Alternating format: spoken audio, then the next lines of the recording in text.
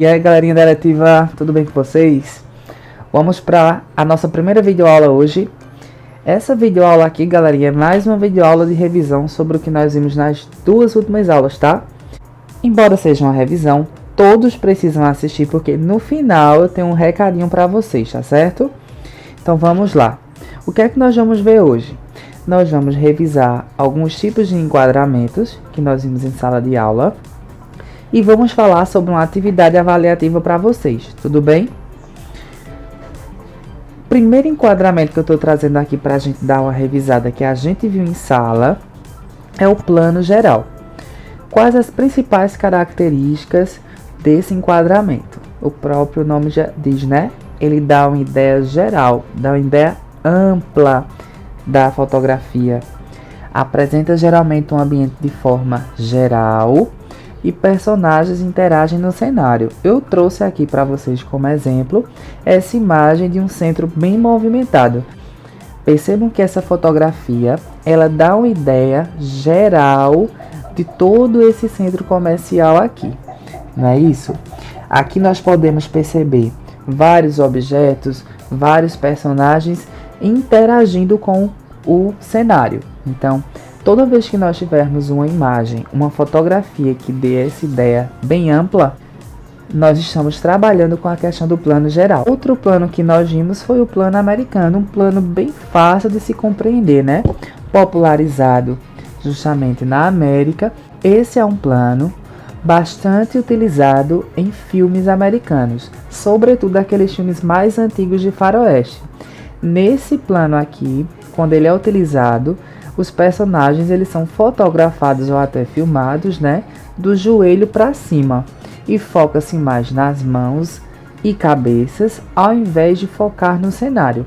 Trouxe como exemplo aqui, ó, esse modelo. Estão vendo aí que modelo maravilhoso? Vejam só. Vejam que nessa figura aqui a fotografia ela foi tirada do joelho para cima, dando ênfase nessa parte aqui dos braços e da cabeça, né? Essa fotografia poderia estar enquadrada no plano americano, tá certo, minha gente? Muito embora outros elementos apareçam, o que predominou aqui foi esse plano americano, tá certo? Outro plano que também nós estudamos foi o plano médio.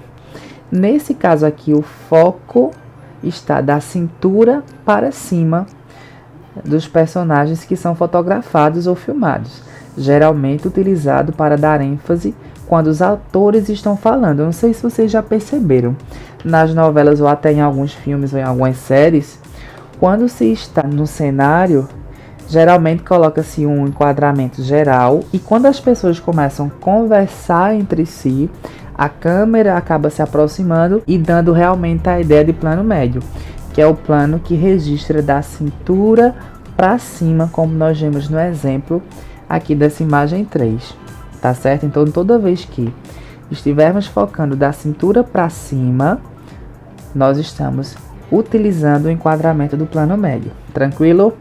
O próximo aqui enquadramento é conhecido como primeiro plano ou plano close-up. Esse daqui eu lembro que muitos de vocês aprenderam de cara, né? Não é à toa que fizeram algumas fotografias utilizando desse enquadramento. Geralmente foca-se o rosto e aqui o principal objetivo é justamente captar emoções como alegria, tristeza, etc. Como nessa imagem 4 aqui, ó. Percebam que aqui foca-se a questão do rosto com a intenção de se captar um sentimento. Aqui poderíamos aproximar um pouco a imagem, né, para pegar de fato apenas o rosto, para dar uma ideia melhor de primeiro plano. Porém, essa imagem aqui, ela acaba também se adequando, tá? Se você consegue tirar uma imagem do rosto de uma pessoa e consegue captar a emoção por meio dessa fotografia, você está se utilizando do primeiro plano ou close-up como enquadramento. Tudo bem? O próximo enquadramento é o plano detalhe. O próprio nome já diz, né? Ele vai focar nos detalhes dos objetos, nos detalhes das pessoas. Nesse caso aqui, nós podemos pegar um objeto e focar no detalhe, seja numa frase, numa letra, em uma parte da embalagem. Na questão do corpo de um personagem, você pode focar especificadamente em apenas uma parte do corpo ou uma parte da roupa que ele esteja utilizando, com o intuito de se focar em um detalhe. Eu trago como exemplo aqui essa imagem 5, que é só a parte do olhar de uma pessoa. Isso aqui é o detalhe. É você, no meio de um universo, né, de um todo, que seria no caso o corpo da pessoa, focar num detalhe só do corpo dela.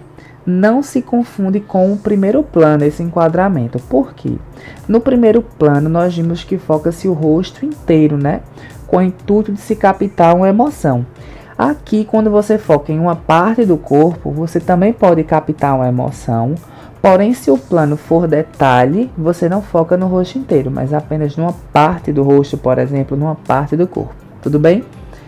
O próximo enquadramento é o reflexo, que, como o próprio nome já diz, ele é bem intuitivo, né? É quando um objeto, um personagem ou uma paisagem são refletidos em uma superfície.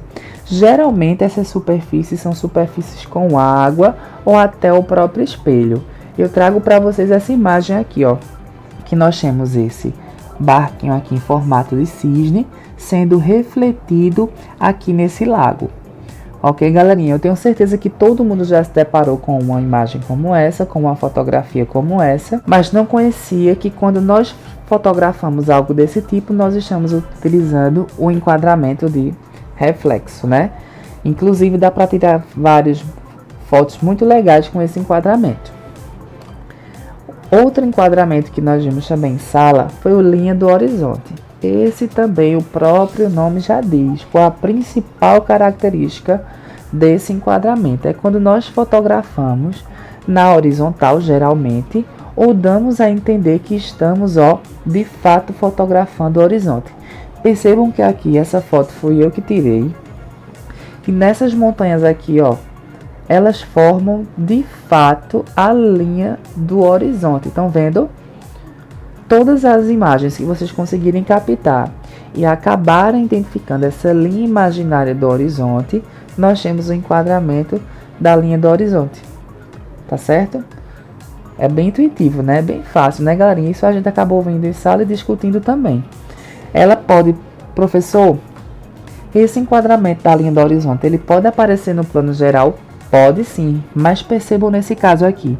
Eu tenho uma fotografia onde, de fato, o que mais chama a atenção é o horizonte e não outros elementos que estão aqui presentes. Então, por isso que nós não enquadramos, nesse caso, essa fotografia em plano geral. Deu para entender? E aqui, nós temos também um enquadramento bem peculiar, que é o ponto de fuga. Esse daqui tem a ver com a ideia de linhas paralelas e com a ideia do infinito. Não sei se vocês lembram, mas eram fotografias que davam a ideia de caminho, né? O começo de um caminho que ele lá na frente ia acabar terminando. Eu trago para vocês essa fotografia aqui, que se vocês perceberem, eu estou caminhando e aqui o chão, o piso dá a ideia de linhas paralelas, ou seja, linhas que estão na mesma direção e mesmo sentido e que acabam dando uma ideia de profundidade, né? De início e de infinito, Embora se termine um caminho lá atrás, mas dá a ideia de caminho, dá a ideia de percurso, né? Então, veja, dá a ideia de linhas paralelas que tendem ao infinito.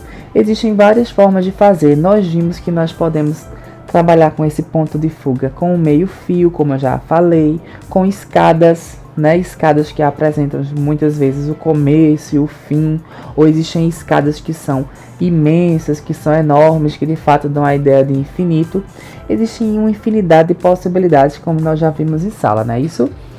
E por fim, para hoje, nós vamos encerrar com esse enquadramento aqui, que é o textura, ok? É quando nós fazemos fotografias bem próximas das superfícies, de forma a identificar ou mostrar uma textura. Nesse caso aqui, nós temos a fotografia bem próxima de uma parede.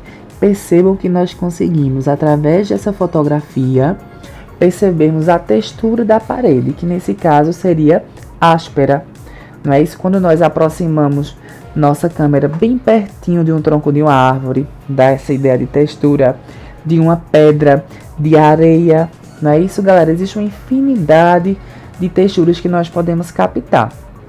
Outra coisa, se nós pegarmos uma folha, por exemplo, de qualquer planta e fazermos uma fotografia bem próxima da superfície dessa folha, nós conseguimos captar também um tipo de textura. Tudo bem, galerinha? E vamos lá. Antes que a gente encerre a videoaula, eu tenho umas coisinhas para chamar a atenção para vocês. A primeira delas é: conheça muito bem a câmera do seu celular. Eu já mencionei em sala e vou reafirmar aqui. Tem muita gente que pensa que para que se tire fotos excelentes, precisa-se de ter um celular de última geração, o que não é verdade. Nós precisamos apenas conhecer muito bem a câmera do nosso celular, as definições, os efeitos, tudo que nós podemos utilizar a nosso favor. Toda câmera de todo celular é capaz de captar as melhores imagens, mas para isso você precisa conhecer muito bem as ferramentas por trás da sua câmera. E como é que eu sei isso, professor? Mexendo mesmo. Vai lá, mexe nas configurações, pesquisa no Google. Tudo isso vai fazer com que você aprenda melhor a trabalhar com sua câmera e, como consequência, você vai tirar fotos ainda melhores, tudo bem? Segunda coisa, optar sempre por lugares com uma boa luminosidade.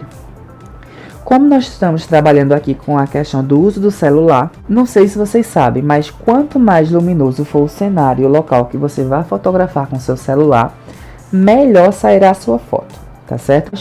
Quanto menor a quantidade de luminosidade, pior será a qualidade da sua foto. Lógico que hoje existem celulares de última geração, aparelhos que fazem com que as fotografias à noite sejam belíssimas, mas nós estamos trabalhando aqui com todos os celulares, né? Levando em consideração todos os celulares. Então, quanto mais luminosidade, melhor pode sair sua fotografia, tá certo?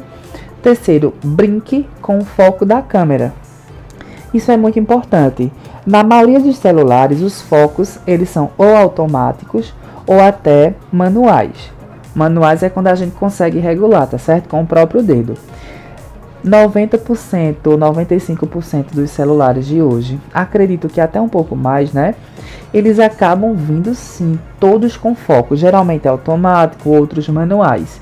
Mas você precisa conhecer o foco da sua câmera, porque vai ser esse conhecimento sobre foco que vai fazer com que você tire fotos excelentes em primeiro, segundo ou terceiro plano.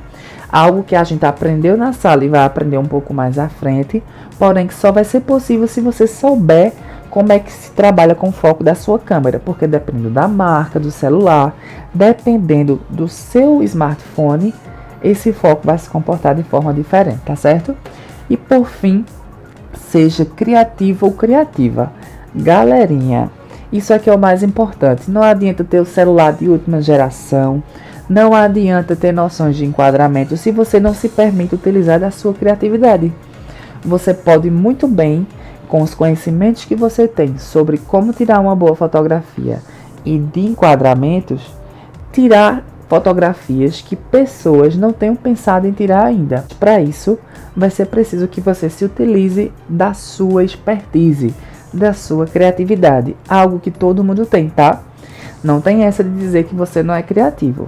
O que basta é você parar um pouquinho para pensar e dizer: como é que eu poderia tirar uma foto diferente? Começa assim: o que é que eu quero fotografar? Eu quero fotografar uma garrafa, por exemplo. Como é que eu posso tirar uma foto dessa garrafa diferente do que a maioria das pessoas pensaria? Demora um pouquinho de tempo? Demora, porque ser criativo não é tão fácil. Mas eu tenho certeza que vocês são capazes, tranquilo? E agora, por fim, galerinha, eu quero que vocês cliquem no link que está aqui na descrição abaixo e respondam uma atividade que vale nota e vocês vão saber na hora a nota que tiraram. É bem simples, tá? Tem a ver com esses enquadramentos que nós vimos aqui. O link está na descrição, como eu já disse. Muito obrigado e abraço do tio Carlos. Valeu, galerinha!